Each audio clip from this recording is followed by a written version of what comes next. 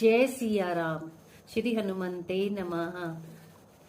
तो चलिए आज हम इस वीडियो में बात करेंगे श्री हनुमान जी के बारे में। जैसा कि अभी हनुमान जयंती आने वाली है, तो क्या आप सभी लोग जानते हैं कि जो श्री हनुमान जी थे वो चारों युगों में मौजूद हैं और आगे भी मौजूद रहेंगे, क्योंकि जो श्री हनुमान जी हैं वो अजर और अमर हैं। तो इसके पीछे क्या प्रमाण है कि जो श्री हनुमान जी हैं वो चारों युगों में मौजूद हैं और आगे भी मौजूद रहेंगे। आज हम इस वीडियो में उसी के बारे में बात करेंगे। अगर आपको मेरी वीडियो अच्छी लगे तो इसको लाइक, शेयर, सब्सक्राइब और कमेंट जरूर कर दीजिएगा। और आप लोग मुझे अपनी प्रॉब्लम भी, अपने प्रश्न भी लिखकर भेज सकते हैं मेरे इस यूट्यूब के इस वीडियो के कमेंट बॉक्स में जाकर। अब अपनी डेट ऑफ बर्थ, अपना टाइम ऑफ बर्थ और अपना प्लेस ऑफ बर्थ और अपना प्रश्न मुझे लिखकर भेज सकते हैं।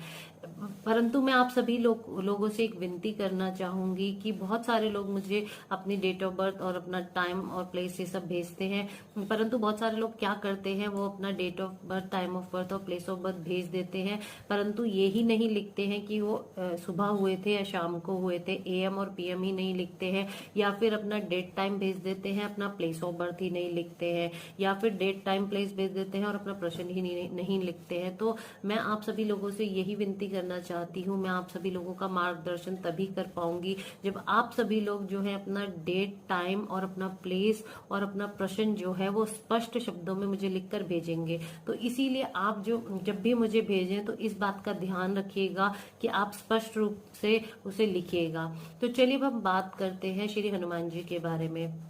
16वीं सदी में गोस्वामी तुलसीदास जी हुए और उन्होंने हनुमान चालीसा की रचना की। और हनुमान चालीसा में ये कहा गया है, ये लिखा गया है स्पष्ट रूप से कि चारों युग प्रताप तुम्हारा है प्रसिद्ध जगत उजियारा। यानी कि चारों युगों में, जो कि सतयुग, त्रेता युग, द्वापर युग और कलयुग, चारों युग में प्रताप तुम्हारा, आपका प्रताप जो है वो रहेगा। और है प्रसिद्ध जगत उजियारा, यानी कि आप प्रसिद्ध थे, हैं और रहेंगे, और आपसे ही उजियारा जो है वो रहेगा। तो इससे स्पष्ट होता है कि जो श्री हनुमान जी हैं वो चारों युगों में होने का उनका प्रमाण मिलता है। तो चलिए अब हम बात कर लेते हैं सतयुग में श्री हनुमान जी के होने की कि क्या प्रमाण है। तो आप सभी लोग जानते हैं कि मैंने आपको पहले भी बताया है वीडियोस में कि जो श्री हनुमान जी हैं वो शंकर जी के रुद्र अवतारों में से एक माने जाते हैं। तो जो शंकर जी थे वो सतयुग में, क्योंकि वो भगवान हैं और वो अजर और अमर हैं, तो वो मौजूद हैं और मौजूद रहेंगे। तो उनके होने से, क्योंकि जो गोस्वामी तुलसीदास जी ने श्री हनुमान चालीसा में लिखा है कि शंकर सुवन केसरी नंदन, यानी कि जो शंकर जी के अवतार हैं, जो उनके अंश हैं, वही हैं हमारे हनुमान जी। तो इसीलिए वो शंकर जी के रूप में सतयुग में जो है वो मौजूद थे। और आपने सुना ही होगा कि जब जब श्री राम जी ने हनुमान जी को गले लगाया है तो जो शिव शंकर जी हैं वो प्रसन्न हुए हैं। तो इसका ये प्रमाण है कि जो हनुमान जी हैं वो शंकर जी के रूप में तब मौजूद थे। और अब हम बात कर लेते हैं त्रेता युग की। तो त्रेता युग में हनुमान जी के होने का प्रमाण होने वाली बात ही नहीं है, क्योंकि श्री वाल्मीकि जी की रामायण में हजारों प्रमाण मिलते हैं इस बात की कि हनुमान जी जो थे वो उस टाइम पर थे। क्योंकि कहा गया है, आप देखेंगे श्री वाल्मीकि जी की जो रामायण है उसके उत्तरकांड के 40वें अध्याय में जब श्री रामचंद्र जी ने लंका पर विजय प्राप्त करके उन्होंने सभी के प्रति अपनी कृतज्ञता व्यक्त करने के लिए उनको उपहार स्वरूप कुछ देना चाहा और दिया। जैसा कि सुग्रीव जी को, विभीषण जी को, वानर सेना को और हनुमान जी को।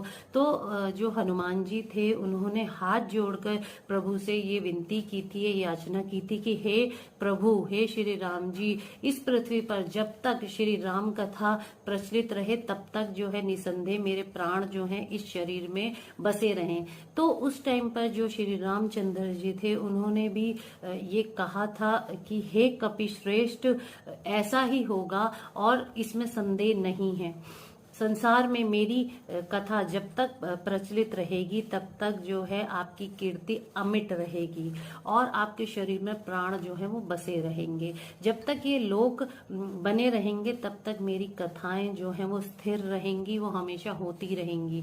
तो इस बात से ये प्रमाण मिलता है कि जो हनुमान जी हैं वो उनके सभी ऋणी थे। यानी कि सब उनके ऋण के नीचे दबे हुए थे। जैसा कि श्री रामचंद्र जी, सीता माता, श्री लक्ष्मण जी और वानर सेना और जो हनुमान जी हैं, उनके होने का प्रमाण श्री वाल्मीकि जी रामायण में जगह जगह पर उनका वर्णन मिलता है। और अब हम बात कर लेते हैं द्वापर युग की। तो जो श्री हनुमान जी हैं, द्वापर युग में आपने पढ़ा होगा, महाभारत काल में ऐसा वर्णन मिलता है, देखा भी होगा कि भीम जी का जो अभिमान है वो चूर करने के लिए हनुमान जी उन्हें मिले थे। और जब वो अज्ञातवास काट रहे थे जंगल में, तब हनुमान जी ने उनका रास्ता रोका था और कहा था आप मेरी पूंछ हटाकर चले जाइए। तो उनको अपने बल का जो है अभिमान ना हो, इसीलिए उन्होंने ऐसा किया था। और जो भीम जी हैं उनकी पूंछ नहीं हटा पाए थे और तब उनका जो अभिमान है वो चूर हो गया था। और एक और प्रसंग आता है जिसमें ये वर्णन मिलता है कि श्री हनुमान जी जो थे वो द्वापर युग में मौजूद थे। आपने सुना होगा, अगर नहीं सुना तो ये प्रसंग मैं आपको सुनाती हूँ। एक बार की बात है, जो अर्जुन जी हैं वो हनुमान जी को मिले किसी तीर्थ स्थान में, और उन्होंने जो है हनुमान जी से कहा कि आप हे कपिश्रेष्ठ, आप तो बहुत वीर हैं, और जो आपके प्रभु श्री राम हैं वो तो वीरों के वीर हैं, और वो धनुर्धारी हैं। तो वो इतने अच्छे धनुर्धारी हैं, श्रेष्ठ धनुर्धारी हैं, तो उन्होंने सागर से विनती क्यों की? अगर मैं उस टाइम पर होता तो अपने बाणों से ही सेतु बना देता। तो क्यों नहीं श्री राम जी ने अपने बाणों से सेतु तैयार कर दिया लंका पार करने के लिए?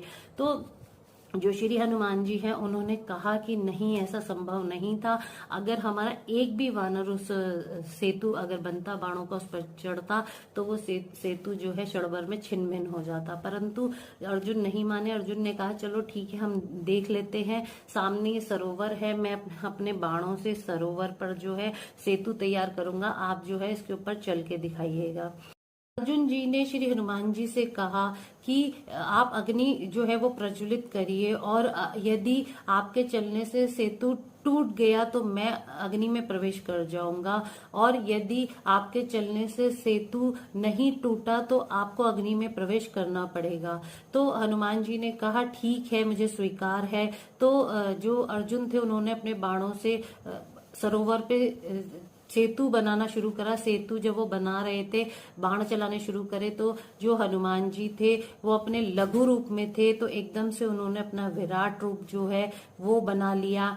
तो जब हनुमान जी ने उनके ऊपर अपना एक पैर रखा, एक पग रखा, तो वो जो सेतु था वो छिन्न भिन्न होने लग गया।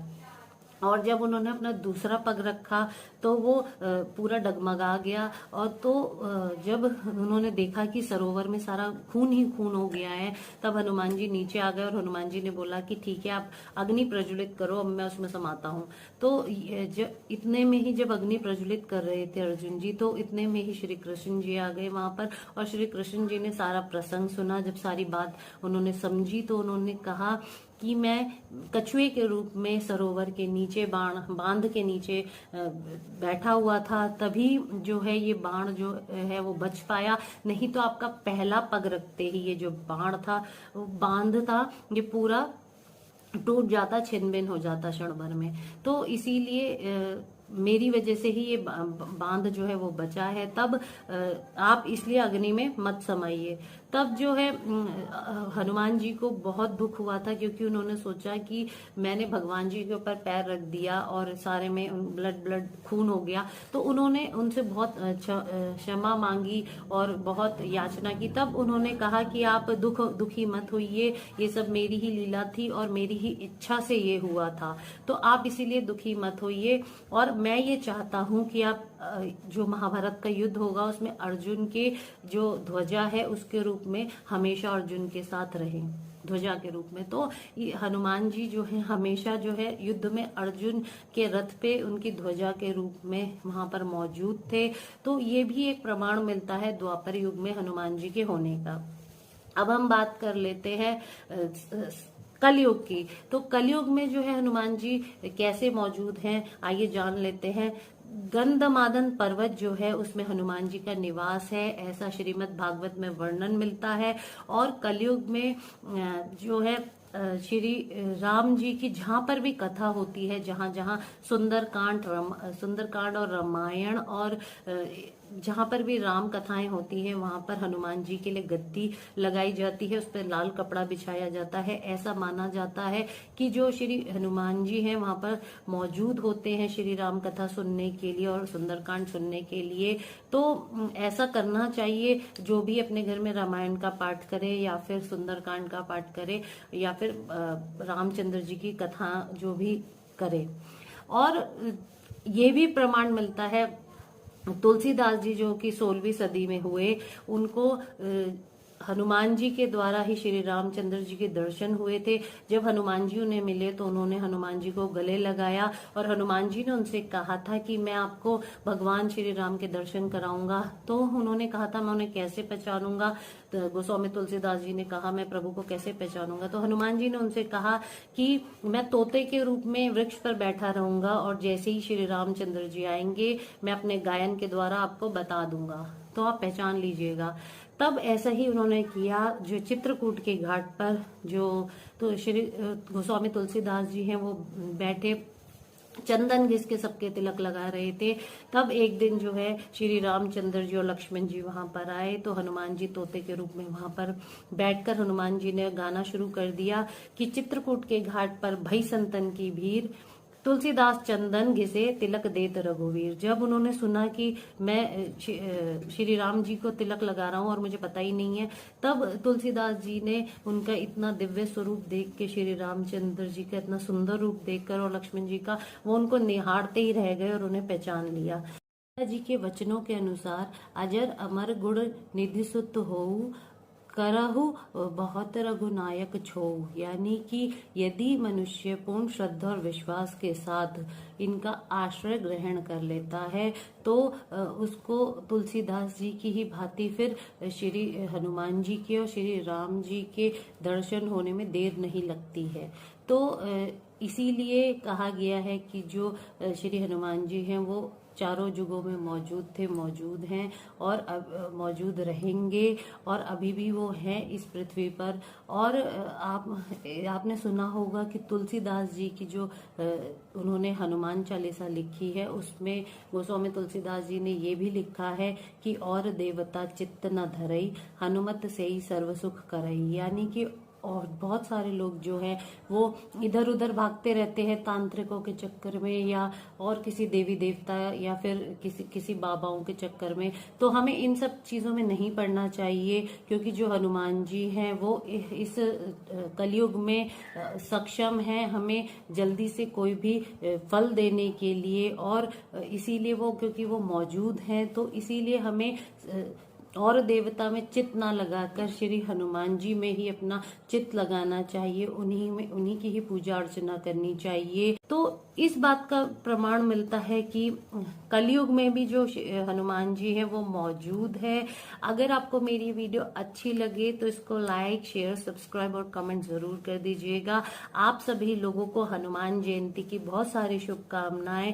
अगली बार हम और रोचक हनुमान जी के विषय में कोई नई प्रसंग लेके आपके सामने उपस्थित होंगे। तब तक के लिए जय सिया राम।